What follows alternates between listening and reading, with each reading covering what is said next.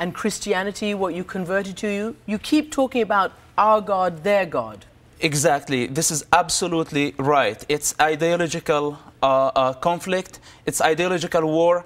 In other words, it's a war between two gods, the God of the Quran and the God of Torah, or the God of the Bible. So people are victims of this war. Let me ask you, what was your role in Hamas when you say that you were working with Shin Bet? I mean, what did you know about it? Because Hamas is saying, well, he didn't know anything. We knew he was a double agent. We didn't let him in on anything. First of all, I wasn't required to be a member of Hamas or a member of its military wing. That wasn't good for our work as intelligence. Because if I was in, I could carry one operation only. I understood culture, I understood the movement, I understood the people, their motives, their ideology, and I didn't have even to be there to understand what they're doing. Some information was enough for me to put the puzzle together and solve it. We have some pictures of you with your father, Sheikh Hassan, and we're going to show you right now you walking with your father. That appears to be your father. Yes. And you were there with the dark glasses next to him, in the leather jacket? Yes. When was the last time you saw your father? It was 5 years ago when we were arrested together. I had to go to prison under cover because I was his assistant. And I had to go to prison for cover. So we were arrested at the same time. And he's still in prison till this moment. And you were arrested trying to save him from being killed, or what was the reason for that arrest? Absolutely. If I wasn't in the picture, my dad would be killed 10 times. Not only my dad.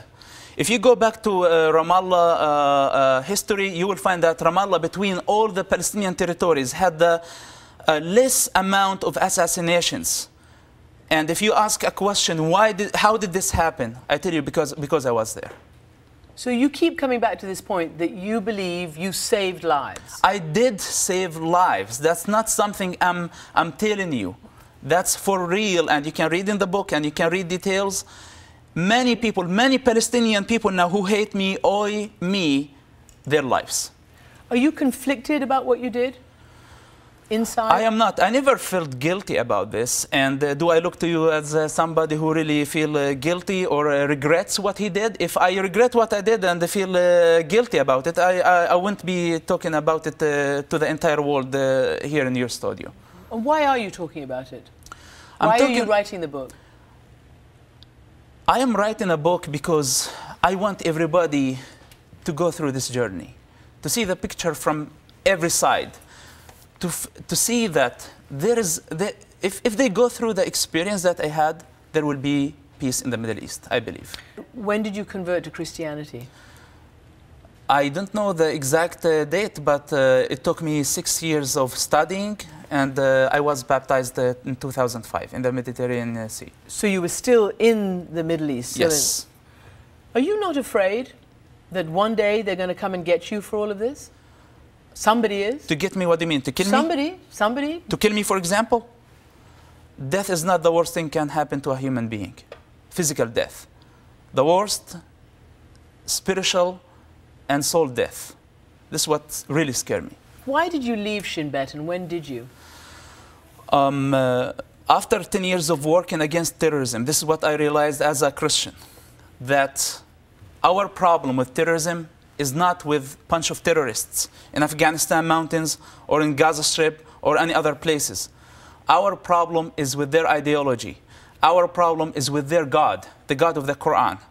I know this is very dangerous, and I know this can offend many people, and I want them to understand that my problem is not with them. They are my family. Muslim people are my family. When I think about them, I think about my dad, I think about my mother.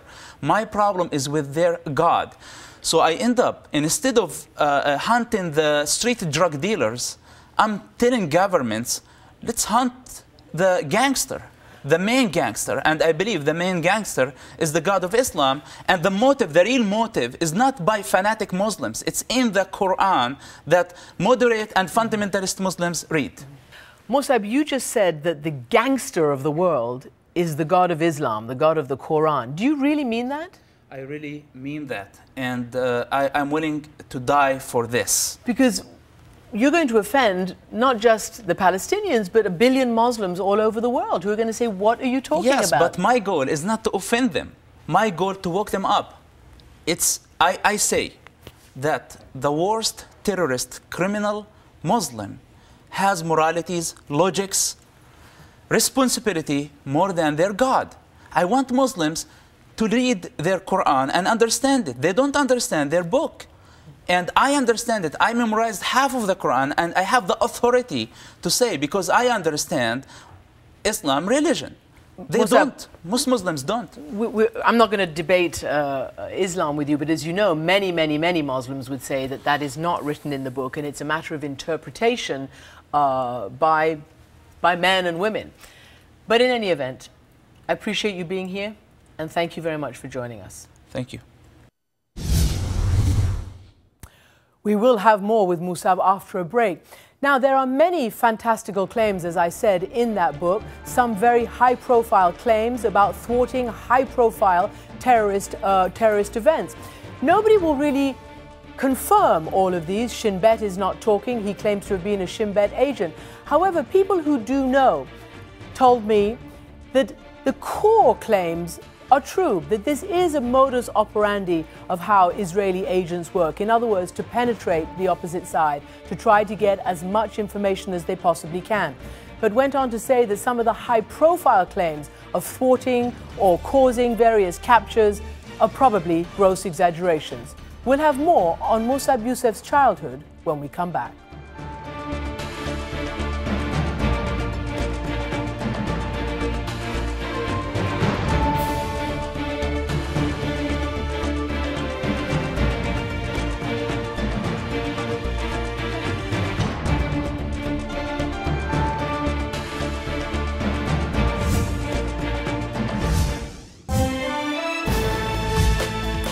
We're back with more of our interview with Mosab Hassan Yousef. And clearly, as you've seen, his conversion from Islam to Christianity plays a huge role in his descriptions that he tells us about and that he's written about in his book. Now, in this segment, he explains how he went from admiring suicide bombers, he says, to wanting to stop them.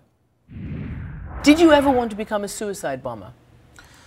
I didn't want to be a suicide bomber because I was very young for things like this, but I praised the suicide bombers. You praised suicide bombers? And I bombers. celebrated the attacks against Israeli civilians at some point of my life.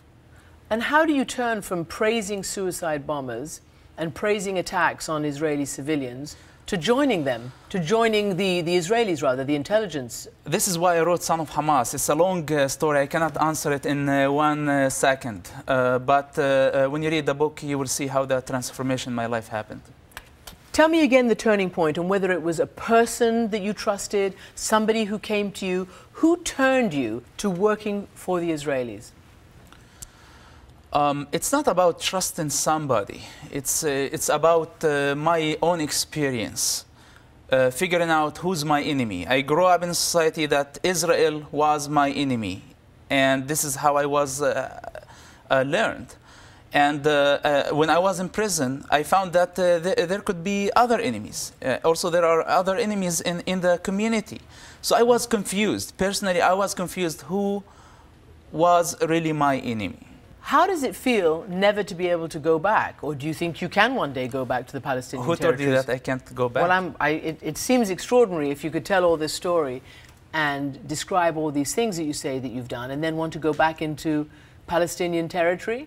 I think with my experience, I can live in my own town and nobody will know that I'm living there if I want to. Because you're so good at disguising and faking your experience? I don't want to say that I'm so good, but if I want to go back, I will go back.